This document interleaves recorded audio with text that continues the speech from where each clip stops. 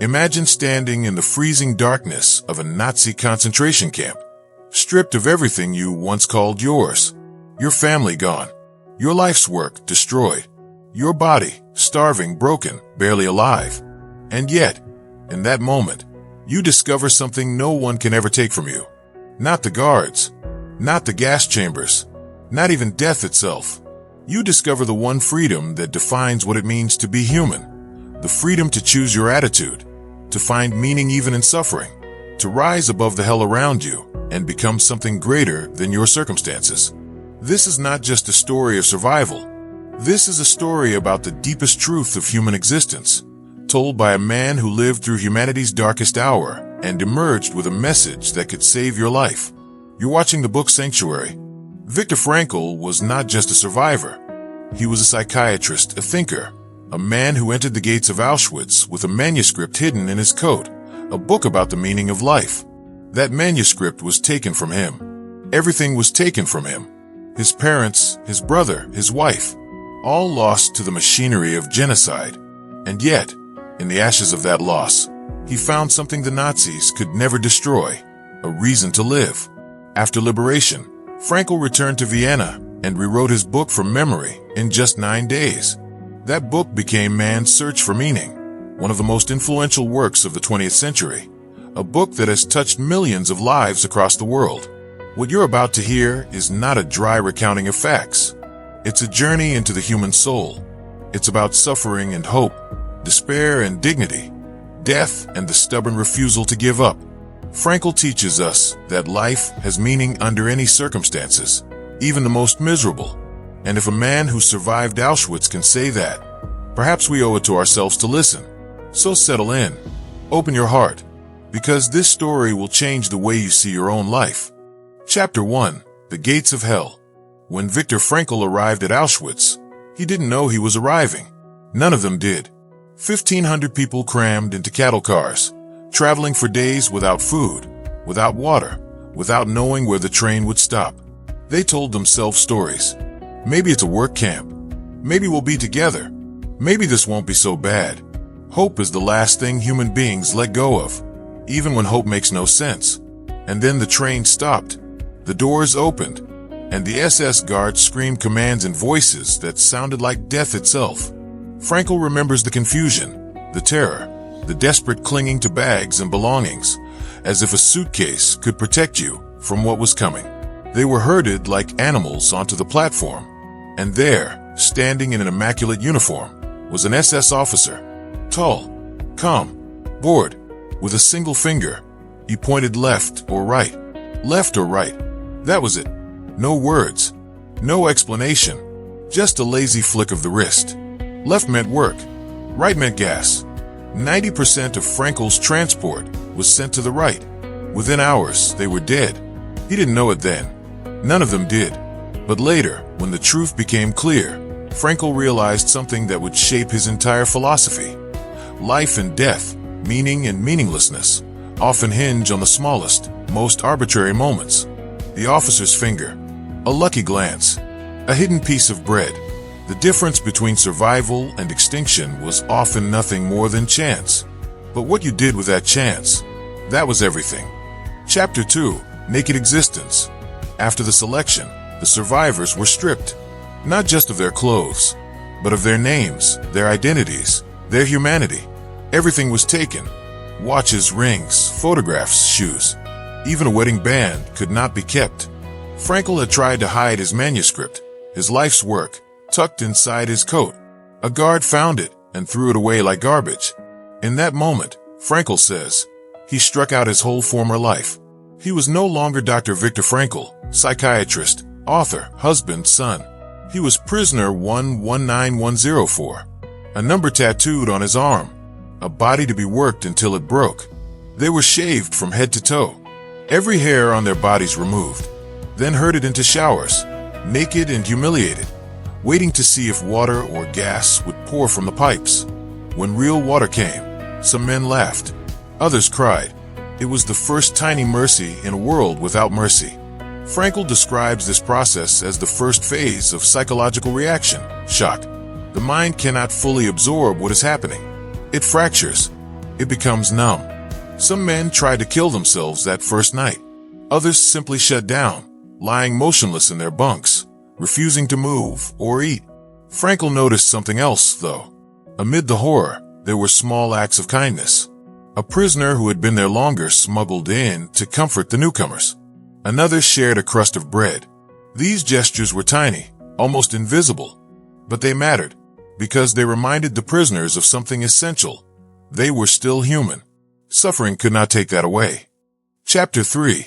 The second phase, apathy. After shock comes apathy.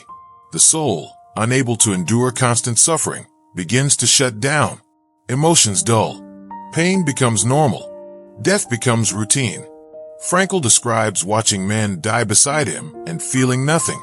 A prisoner would collapse during the march to the work site. The guards would beat him. Sometimes he'd get up. Sometimes he wouldn't. Either way, life went on. This emotional numbness was not weakness. It was survival. The mind protects itself by lowering the volume on everything. Hunger, cold, exhaustion, they all blur into a single gray fog. You stop thinking about the future. You stop thinking about the past. You exist only in the present moment, focused entirely on one thing: staying alive. Frankl noticed that the prisoners who retained some inner life, some memory, some hope, some reason to keep going, survived longer than those who gave up. There was a man who dreamed of his wife every night. He didn't know if she was alive, but he held her image in his mind, and it gave him strength. There was another who planned to finish a scientific project after the war. He didn't know if he'd live to see liberation, but the thought of that unfinished work kept him moving forward. And then there were those who lost hope entirely. They stopped eating, stopped caring. Within days, they were dead. Frankl calls this the difference between those who had a why to live and those who didn't. Nietzsche wrote, "He who has a why to live can bear almost any how." Frankl saw this truth played out every day in the camp. The how was unbearable. The how was hell. But if you had a why, a reason, a purpose, a person waiting for you, you could endure. Chapter 4. Love and Meaning. One morning, marching to the work site in freezing darkness, Frankl's mind drifted to his wife. He didn't know where she was. He didn't know if she was alive. But in that moment, he felt her presence so intensely it was as if she were walking beside him. He imagined her smile, her voice, her eyes. And suddenly, he understood something profound. Love transcends the physical. The person you love doesn't have to be present for love to be real. In fact, love reaches its deepest meaning when the beloved is absent, when all you have left is the image, the memory, the spiritual essence of who they are. Frankl realized, standing in that frozen ditch, that his wife's existence, or non-existence, didn't change the power of his love. Even if she had died, his love for her remained a living reality, something that gave his suffering meaning. This insight became central to his philosophy. We often think meaning comes from achieving things, from success or recognition or pleasure. But Frankl discovered that meaning can be found even when we have nothing left. Meaning can be found in how we bear our suffering, in how we love, in how we hold on to our humanity when everything around us is trying to strip it away. This is the core of logotherapy, Frankl's contribution to psychology. Human beings are not driven primarily by pleasure or power. We are driven by the search for meaning. And when we find that meaning, even in the darkest circumstances, we can endure anything. Chapter 5. The Will to Meaning. Frankl observed 3 ways people find meaning in life. The first is through work, through creating something or contributing to the world. The second is through love, through relationships and connection. The third, and perhaps most important, is through suffering. Not all suffering, mind you. Only unavoidable suffering. If suffering can be avoided or removed, then the meaningful thing to do is remove it. But when suffering is inescapable, when you face illness, loss, or circumstances beyond your control, then the way you choose to bear that suffering becomes your triumph. In the concentration camp, prisoners had no control over their external circumstances. They couldn't escape. They couldn't change the guards' behavior. They couldn't stop the beatings or the starvation, but they could control their inner response. Some prisoners became bitter and cruel. Others became saints. Frankl remembers men who walked through the barracks comforting others, giving away their last piece of bread, maintaining their dignity even as their bodies wasted away. These men proved that even in the most degrading conditions, human beings retain the freedom to choose their attitude. And that freedom, Frankl argues, is the last of the human freedoms. Everything can be taken from you. Your possessions, your health, your loved ones. But no one can take away your ability to decide how you will respond. This is not naive optimism. Frankl doesn't say suffering is good or that we should seek it out. He simply says that when suffering is unavoidable, we can still find meaning in it. We can still grow. We can still become more than we were. Chapter 6, The Meaning of Suffering. One of the most moving passages in the book describes a therapeutic session Frankl held with fellow prisoners. It was evening. The lights had gone out. Men lay crowded in their bunks, exhausted, starving, hopeless. Someone asked, "What is the point of all this suffering?" Frankl stood in the darkness and spoke. He reminded them that they were still alive, that every moment they survived was a victory. He told them that their suffering had meaning, that how they bore it mattered, that someone, God, a loved one, history itself, was watching and would remember. He spoke about the preciousness of life, even in its most broken form, and he reminded them that nothing they had experienced could be taken away. Every act of love, every moment of joy, every hardship they had endured, all of it was now part of the eternal past, preserved forever. When he finished, men wept, not out of despair, but out of relief, because for a moment, they had remembered why they were fighting to stay alive. Frankl's message was simple but revolutionary. Life never ceases to have meaning. Even in the worst circumstances, there's always something you can do, some attitude you can take, some dignity you can preserve, and that is enough. Chapter 7, The Day of Liberation. When the camp was finally liberated, Frankl expected joy. He expected relief. Instead, he felt nothing. His body was free, but his mind couldn't process it. For years, he had dreamed of this moment, and now that it had arrived, it felt unreal, like another dream that would end with a guard's whistle. He walked out of the camp gate slowly, almost timidly.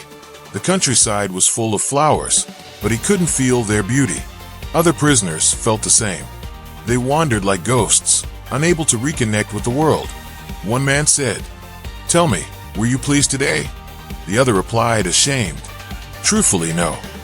This phase, depersonalization, is common among trauma survivors. The mind has been under so much pressure for so long that when the pressure lifts, it doesn't know how to respond. It takes time to relearn how to feel, how to hope, how to be human again. Days later, Frankl walked through a meadow and heard a lark singing. And suddenly, for the first time since liberation, tears came. He fell to his knees and whispered a prayer of gratitude. He was alive. He was free. And slowly, painfully, he began to rebuild his life. Chapter 8, Logotherapy. After the war, Frankl dedicated himself to developing logotherapy, a form of psychotherapy centered on meaning. Unlike Freud, who believed humans are driven by pleasure, or Adler, who emphasized power, Frankl argued that the primary human drive is the search for meaning.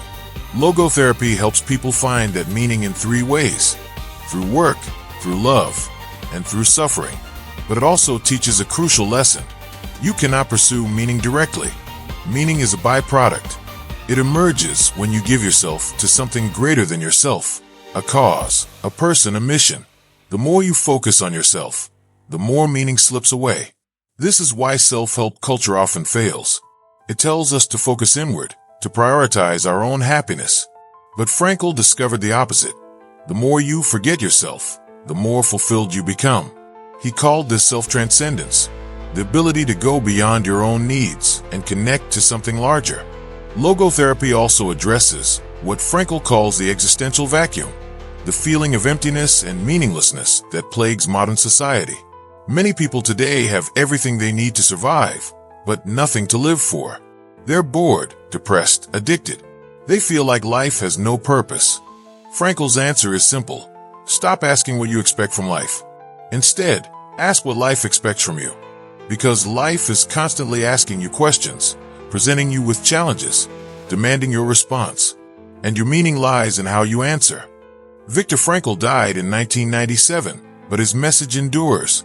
Man's search for meaning has sold over 12 million copies worldwide and has been translated into dozens of languages. It's been called one of the 10 most influential books in America. Why? Because it speaks to something universal. We all suffer. We all face loss, fear, uncertainty. And in those moments, we all wonder, what's the point? Frankl's answer is not a platitude. It's not, everything happens for a reason, or look on the bright side. It's deeper than that. It's the recognition that meaning is always available, even in the worst circumstances. That suffering can be transformed into achievement. That love transcends death. That the human spirit, when faced with the ultimate test, can rise to meet it. If you take one thing from this book, let it be this: you are free. Not free from suffering, not free from hardship, but free to choose how you will respond. Free to find meaning. Free to become who you were meant to be. If you enjoyed this story, subscribe to the Book Sanctuary and let the world of words inspire your soul.